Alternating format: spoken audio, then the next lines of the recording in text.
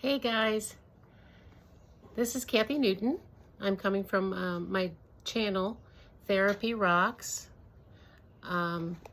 Therapy and Rocks is spelled R-O-X if you want to locate me on YouTube and like and subscribe.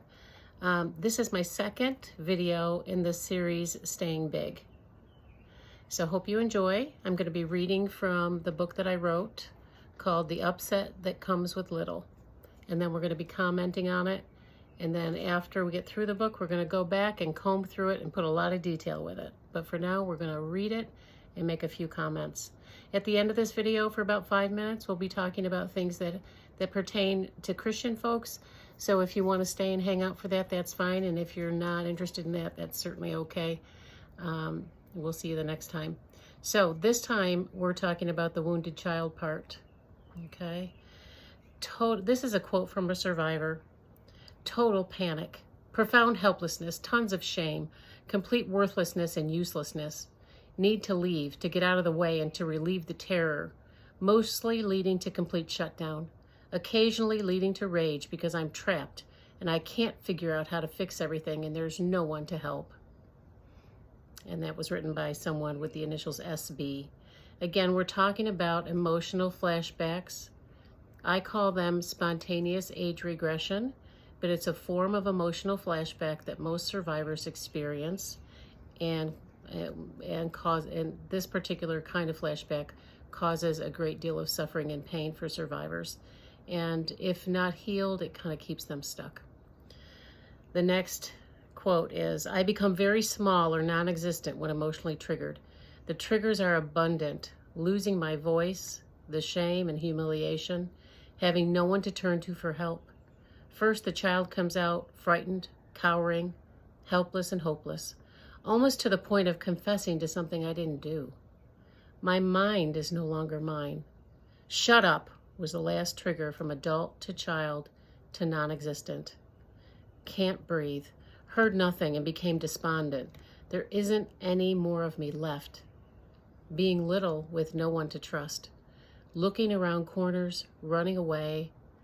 Chest caves in, can't breathe, crying and wondering who I am. Those are just a couple of ladies from a trauma group that I ran who were willing to write about the disabling effects of spontaneous age regression. This is one more, and then we'll get into different behaviors that you might see with someone who's stuck in that wounded child part or who regresses to that wounded child part. To say I'm conflict avoidant is probably the understatement of the universe. Most of my behavior has been driven by the fear of being criticized and rejected and abandoned by friends. Smiling at others had become my favorite pastime. I felt the most comfortable around friends who I knew were less mature than me. If anyone needed something from me, I was there and there and there, until I ended up doing other people's work. The problem was, I was the boss. That one's pretty wild. So I'm going to split this into each of the action systems: wounded child part, adolescent part, internalized perpetrator part. Those are the three child parts that are typical for most people. And so I'm going to cover those. You may or may not have those parts. So you can take this as a baseline, and then you can build a structure so that you can understand your parts better, hopefully. So we're going to talk about what it looks like when survivors get triggered into the wounded child part at work. They may have difficulty in the following areas. They may purposefully isolate themselves from coworkers. They may avoid interpersonal conflict. They may struggle with attendance issues. They often allow others to violate their boundaries. They take things very personally and are extremely sensitive to rejection and criticism. They tend to be extremely anxious at work and at times perfectionistic and people-pleasing. They may feel very detached from their own will or power to choose. So you can imagine when you go to work, you're a professional, and then something happens and you get triggered into this wounded child part, and all of a sudden you become extremely emotionally little, and you have some of these behaviors that we talk about here, and then your coworkers get confused because they don't understand who you really are, because you look very grown up and very well developed in terms of your most grown up part, but then something triggers you and you get really little, and they don't understand what's happening with you. And so this can lead to further rejection and abandonment, which completes that shame cycle that we'll talk about later. The wounded child part at home. Survivors who get triggered into the wounded child part at home may struggle with the following patterns of behavior. They may neglect their children at times due to their level of dissociation and fear. They may take things very personally and are extremely sensitive to rejection, criticism, and abandonment. They may be extremely dependent on their spouses and even on their children. They may have trouble with healthy adult communication and assertiveness. They may be passive or passive-aggressive. They may have little control over the everyday management of the home. They may be married to someone who is emotionally, physically, verbally, or sexually abusive. They may have difficulty advocating for their children at home or at school or in the neighborhood or community. They may have difficulty with any form of intimacy.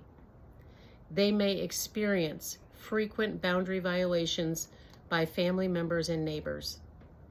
They may easily slip into victim mentality, feeling like they have no personal power. So I don't know if you can think of an example in your own life of a time when maybe you slipped into that wounded child part at home, or maybe you had a parent who did that. In any event, it's really difficult for your family to be functional when there's not two adults running the show, or at least one adult running the show. We have a lot of single parenting going on these days, but if you have at least one adult who's running the show and who can stay big at home, things work out a whole lot better.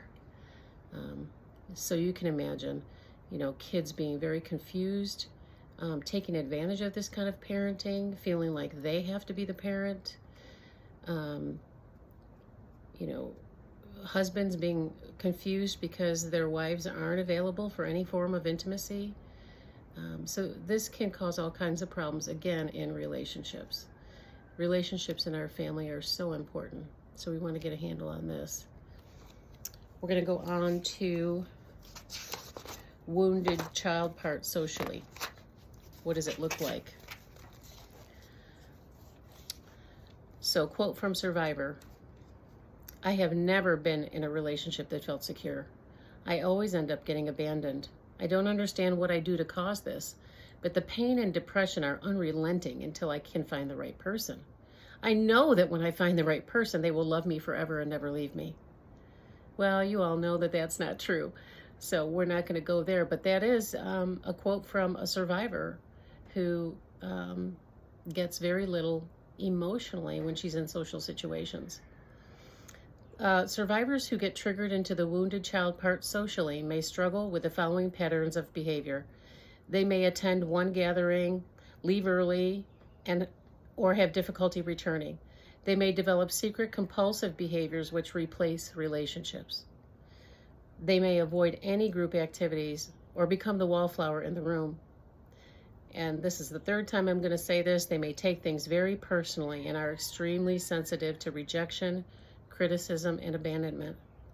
They may be drawn to people who control and abuse.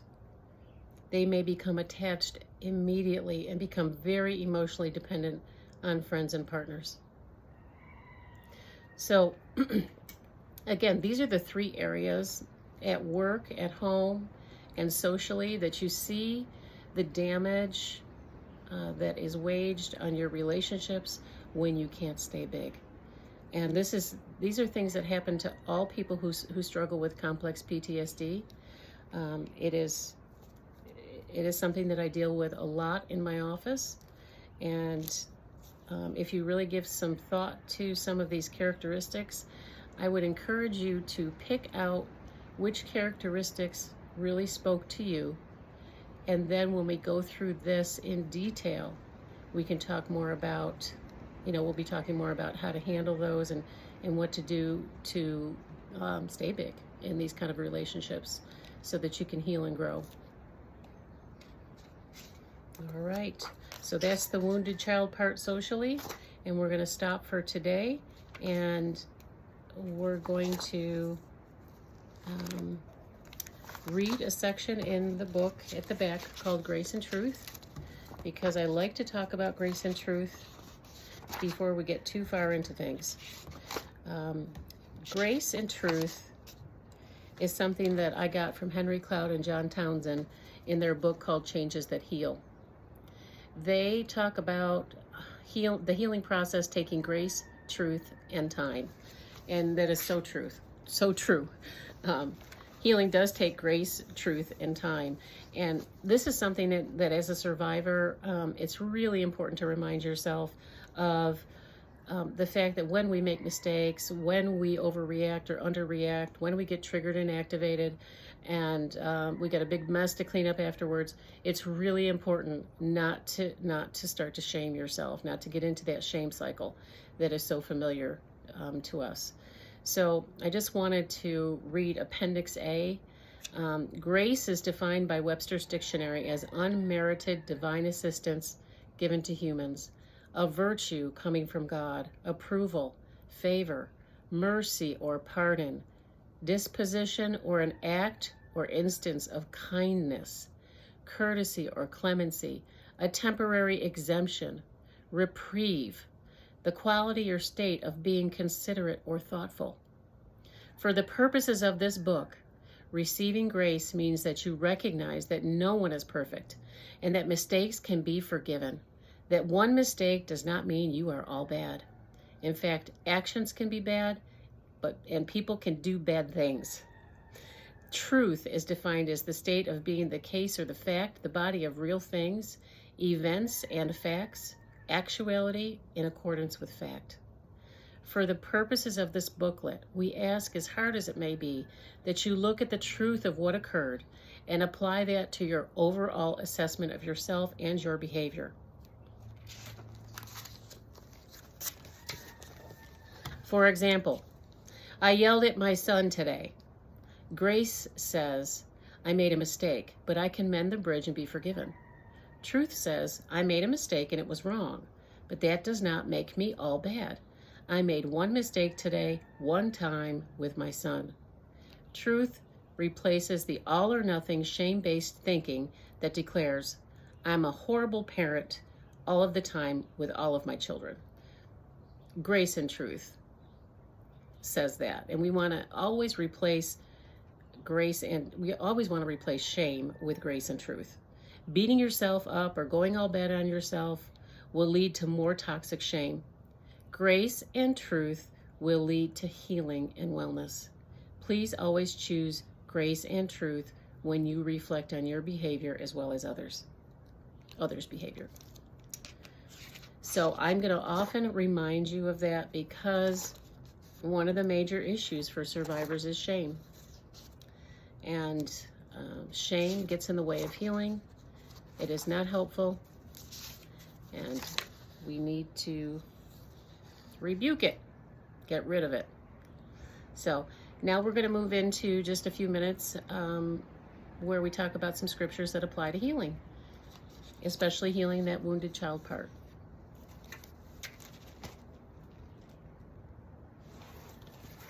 All right. These are just some scriptures that I picked out that I really liked. Fear not, for I have redeemed you. I have called you by name, you are mine. When you pass through the waters, I will be with you, and through the rivers, they will not overflow you. When you walk through the fire, you will not be burned, nor will the flame scorch you. That's from Isaiah 42, 1b and 2. I love that verse. You are mine, I have called you by name. God is a personal God. He wants us to know that He will be with us when we pass through the waters. He'll be with us. They won't overflow us. when we walk through the fire, we won't be burned, and the flames won't scorch us.